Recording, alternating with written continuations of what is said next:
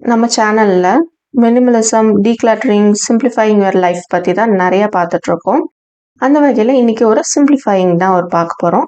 இது என்னன்னா 10 tips to simplify your space. நம்ம ஸ்பேஸ் வந்து சிம்பிளிஃபைடா இருந்ததுன்னா, நம்ம மெயின்டெயின் பண்றதுக்கு ரொம்ப ஈஸியா இருக்கும் நம்ம வீட.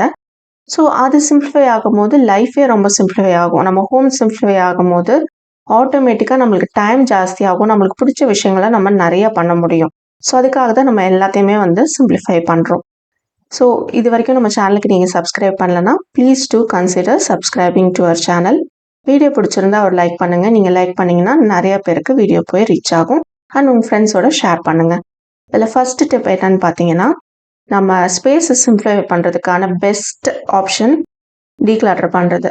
நம்மளுக்கு வேண்டாத பொருள், உடஞ்சி போனது, பிஞ்சு போனது, இதெல்லாம் டீக்ளட்டர் பண்ணிவிடுவோம். ஆல்மோஸ்ட் பாதி பேர் பண்ணிவிடுவாங்க. சில பேர் ரொம்ப ஏஜான பர்சன்ஸ் இதுவும் கூட யூஸ் ஆகும்னு எடுத்து வைக்கிறவங்களாம் இருக்காங்க, நானும் பார்த்துருக்கேன். பட் முடிஞ்ச அளவுக்கு அது எல்லாத்தையும் நம்ம வந்து ரிமூவ் பண்ணிடுவோம். பட் நம்ம பயன்படுத்தாத பொருட்களையும் நம்ம வந்து டீக்ளட்டர் பண்ணலாம் தாராளமாக. இப்போது நான் வந்துட்டு சில ட்ரெஸ்ஸஸ் வந்துட்டு நான் போடுறதே இல்லை. ஸோ அதை வந்து டொனேட் பண்ணுறதுக்கு எடுத்து வைக்கிறேன். அதே மாதிரி ஒரு புக் ரீசெண்டாக வாங்கினேன். அந்த புக்கை படிக்கும் போது எனக்கு ரொம்ப டிப்ரெஸிங்காக ஃபீல் ஆகுது. ஸோ அதனால அதையும் டீக்ளட்டர் பண்ணுறேன். ஸோ இது பணம் கொடுத்து வாங்கிட்டோன்னு நம்ம ஃபீல் பண்ணிகிட்டே இருந்தோம்னா தேவையில்லாமல் அந்த டிப்ரெஸிங்கை தான் நம்ம வந்து சுமக்கிற மாதிரி. ஸோ டீக்ளட்டர் பண்ணுங்கள், ஸ்பேசஸ் ஈஸியாக சிம்பிளிஃபை பண்ண முடியும். அடுத்தது ஆர்கனைசிங் பண்ணுறது முக்கியமான விஷயம். எப்போவுமே நம்ம டீக்ளட்டர் பண்ணதுக்கப்புறமா மிச்சம் இருக்கிற நம்மளுக்கு தேவையான பொருட்களை ஆர்கனைஸ் பண்ணுறது ரொம்ப ஈஸியானது. ஆனால் ஆர்கனைஸ் பண்ணுறதுல முக்கியமான நம்ம பண்ண வேண்டிய விஷயம் மைக்ரோ ஆர்கனைசேஷன் பண்ணக்கூடாது. அதாவது எக்ஸாம்பிளுக்கு இப்போ பவுல்ஸ் இருக்குன்னு வச்சுக்கோங்களேன். பெரிய பெரிய பவுல்ஸ்லாம் ஒரு பேஸ்கெட்டில், குட்டி குட்டி பவுல்லாம் இன்னொரு ட்ரேல, அதை விட குட்டி பவுல் கட்டோரிஸ்ன்னு சொல்லுவாங்க, சர்வ் பண்ணுறதுக்காக யூஸ் பண்ணுவாங்க. இந்த ஹோட்டல்லாம் சின்ன சின்ன கிண்ணியில் சாம்பார் அதெல்லாம் வைப்பாங்க. அந்த மாதிரி வச்சுருக்கீங்கன்னா அதெல்லாம் ஒரு இதில், குட்டி தட்டெல்லாம் ஒரு இதில், பெரிய தட்டெல்லாம் ஒரு இதுலன்னு இதுதான் வந்து மைக்ரோ ஆர்கனைசிங். அதுக்கு பதிலாக எல்லா பவுல்ஸும் ஒரு ட்ரேல, எல்லா பிளேட்ஸும் ஒரு ட்ரேல, எல்லா லஞ்ச் பாக்ஸஸும் ஒரு ட்ரேல, இந்த மாதிரி மேக்ரோ ஆர்கனைசிங் பண்ணிங்கன்னா உங்களுக்கு ஸ்பேஸ் வந்து சிம்பிளிஃபைடாக இருக்கும். எல்லாருமே வீட்டில் இருக்கவங்க எல்லாருமே அக்சஸ் பண்ண ஈஸியாக இருக்கும். அடுத்தது உங்களை பற்றி நீங்கள் நல்லா தெரிஞ்சுக்கோங்க. எது வந்து உங்களுக்கு சூட் ஆகும், இந்த மாதிரி ஆர்கனைஸ் பண்ணால் எனக்கு சூட் ஆகும், இந்த மாதிரி ஆர்கனைஸ் பண்ணால் எனக்கு சூட் ஆகாதுங்கிற விஷயமா இருக்கலாம். இன்னொரு எக்ஸாம்பிளுக்கு நான் சொல்லணும்னு பார்த்தீங்கன்னா, எனக்கு வந்து நான் டெரஸ் கார்டன் வைக்கணுங்கிறது எனக்கு ரொம்ப ஆசை. ஸோ வந்து நான் என்ன பண்ணேன், 1 இயர் முன்னாடி என் டெரஸ் ஃபுல்லாக ரோஸ் செடி எல்லாம், ஈவன் காய்கறி வளர்க்குறது கூட எல்லாமே ரெடி பண்ணிட்டேன். பட் என்னால் மேனேஜ் பண்ண முடியல. ஏன்னா நான் ஒரு ஆளாக மேனேஜ் பண்ணணும். என் பையனுக்கு ஸ்கூல் ஆரம்பிச்சிருச்சு. ஸ்கூல் ஆரம்பிச்சதுக்கப்புறமா என்னால் மேனேஜ் பண்ணவே முடியல. ஏன்னா அவனுக்கு ஹோம்ஒர்க் சொல்லி கொடுக்கறதுக்கு அதுக்கே எனக்கு நேரம் சரியாக இருந்தது. சாயங்காலம் ஆனால் சாயங்காலம் தான் நான் செடியும் பார்த்துப்பேன். ஸோ எனக்கு அது செட் ஆகாது. சின்ன கார்டனாக இருந்தால் தான் எனக்கு செட் ஆகுங்கிறத நான் அப்போ தான் புரிஞ்சுக்கிட்டேன். எப்போவுமே ட்ரையல் அண்ட் மிஸ்டேக்ஸ் தான் வாழ்க்கையே. அப்போ தான் நம்ம ஏதாவது ஒன்று செஞ்சு பார்த்தா தான் நம்ம வந்து கற்றுக்க முடியும்.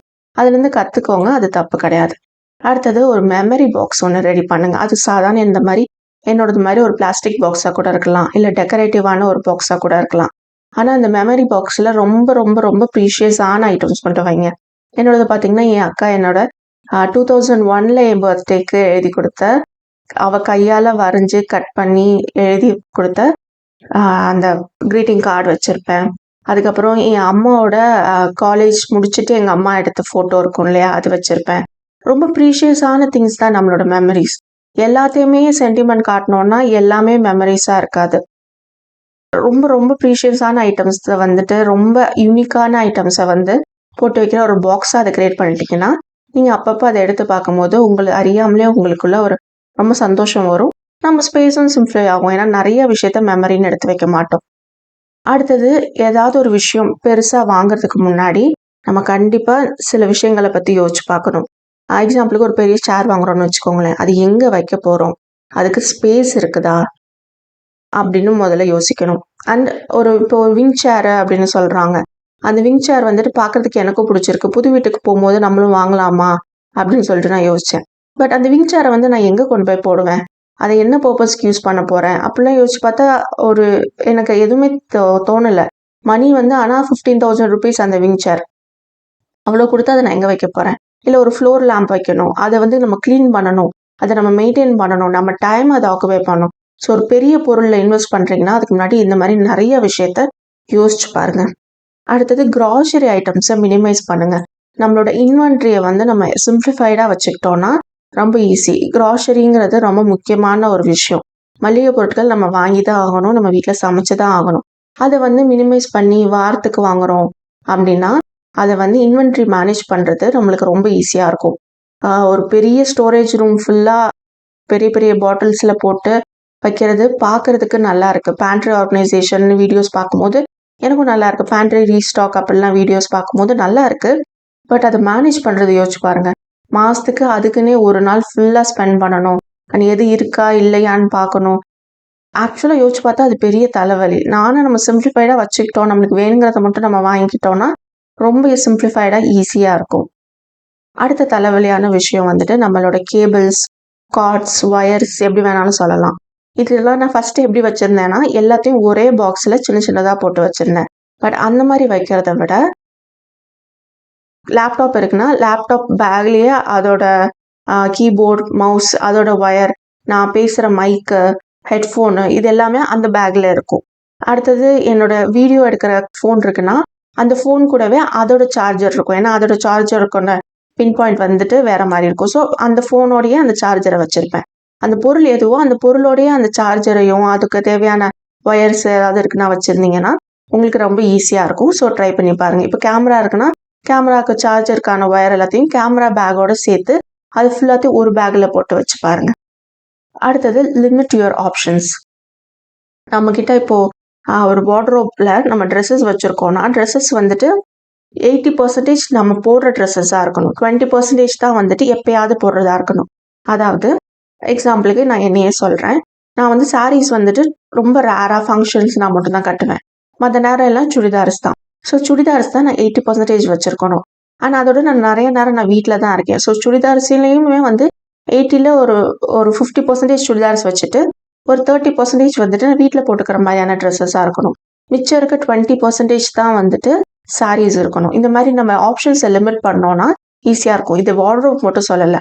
ஒரு கிச்சனில் கூட ஒரு ஷாப்பிங் போர்டாக இருக்கலாம். ஒரு 3 ஷாப்பிங் போர்டு இருக்க இடத்துல 1 வச்சுருந்தீங்கன்னா உங்களுக்கு ஈஸியாக இருக்கும். இந்த மாதிரி நம்ம செலக்ட் பண்ண வேண்டிய ஆப்ஷன்ஸை நம்ம லிமிட் பண்ணிக்கிட்டா ஈஸியாக இருக்கும். அடுத்தது தினமும் ஒரு வாட்டி ரீசெட் பண்ணுங்கள். அதாவது டைடி அப் பண்ணுங்கள். தினமுமே காலையில் 1 டைம், ஈவினிங் 1 டைம் ஒரு 10 நிமிஷம் செலவு பண்ணிங்கன்னா உங்களுக்கு வந்துட்டு மெயின்டைன் பண்ணுறது அப்படிங்கிறது ரொம்ப ஈஸியான வேலையாக இருக்கும். நம்ம 1 டைம் ரீசெட் பண்ணிட்டோம்னா வீட்டில் இருக்கவங்க அதை வந்து திரும்ப கழிச்சு போடாமல் பார்த்துப்பாங்க. ஆட்டோமேட்டிக்காக இது வந்து கன்சிஸ்டண்ட்டாக எப்போவுமே வீடு க்ளீனாக இருக்கிறதுக்கு ஹெல்ப்ஃபுல்லாக இருக்கும். ஸோ தினமுமே இதை பண்ணுங்கள். ஒரு ரூம் இருக்குன்னா அந்த ரூமை வந்து ஒரு 5 நிமிஷத்தில் உங்களுக்கு டைடி பண்ணுற மாதிரி இருக்கணும். 5 நிமிஷத்துக்கு மேலே உங்களுக்கு ஆகுதுன்னா நீங்கள் டீக்ளட்டர் பண்ண வேண்டிய திங்ஸ் வந்து இன்னும் நிறையா இருக்குது அப்படிங்கிறத உங்களுக்கு நீங்களே வந்து புரிஞ்சுக்கலாம். ஸோ வந்து டைடி அப் பண்ணும்போது ஒரு டைமர் செட் பண்ணிவிட்டு டைடி அப் பண்ணி பாருங்கள். அந்த லாஸ்ட் ஒன், டெக்னாலஜியை உங்களுக்கு ஏற்ற மாதிரி யூஸ் பண்ணிக்கோங்க. இப்போ எக்ஸாம்பிளுக்கு என்னோட ரோபோ வேக்கம் கிளீனர் நான் வாங்கி ஒரு 2-3 மந்த்ஸ் ஆகுது. ரொம்ப ஈஸியாக இருக்குது. எனக்கு வந்து இனிமேல் வேக்கம் பண்ணுறதை பற்றி, மாப் பண்ணுறதை பற்றி நான் கவலைப்படவே வேணாம். நான் ஜஸ்ட் ஃபோனில் ஆன் பண்ணி விடலாம், இல்லை ரிமோட்டில் ஆன் பண்ணி விடலாம், இல்லை கையில் ஆன் பண்ணி விட்டுட்டு என்னோட அடுத்த வேலையை நான் பார்க்க ஆரம்பிச்சிடலாம். ஸோ டெக்னாலஜிஸ் இருக்குன்னா டெக்னாலஜியே தப்பு அந்த மாதிரி இல்லாமல் டெக்னாலஜியை உங்களோட அட்வான்டேஜுக்கு யூஸ் பண்ணிக்கோங்க. இப்போ உங்கள் வீடு வந்து 2 ஃப்ளோர் இருக்குது, பெரிய வீடாக இருக்குன்னா நீங்கள் ஒரு அலெக்ஸாவோ இல்லை ஏதாவது ஒன்று வச்சுருந்தீங்கன்னா உங்களுக்கு ஈஸியாக இருக்கும். நீங்கள் வாய்ஸ் கமாண்ட்ஸ் மூலமாகவே எல்லாத்தையும் கொடுத்துக்க முடியும். ஸோ இந்த மாதிரி டெக்னாலஜியை உங்களோட அட்வான்டேஜுக்கு ஏற்ற மாதிரி யூஸ் பண்ணிக்கோங்க. இந்த வீடியோ உங்களுக்கு ஹெல்ப்ஃபுல்லாக இருந்திருக்கும்னு நம்புகிறேன். ஹெல்ப்ஃபுல்லாக இருந்தால் ஒரு லைக் பண்ணுங்கள், ஷேர் பண்ணுங்கள், கமெண்ட் பண்ணுங்கள். மறந்துடாமல் சேனலுக்கு சப்ஸ்கிரைப் பண்ணுங்கள். தேங்க்யூ ஃபார் வாட்சிங்.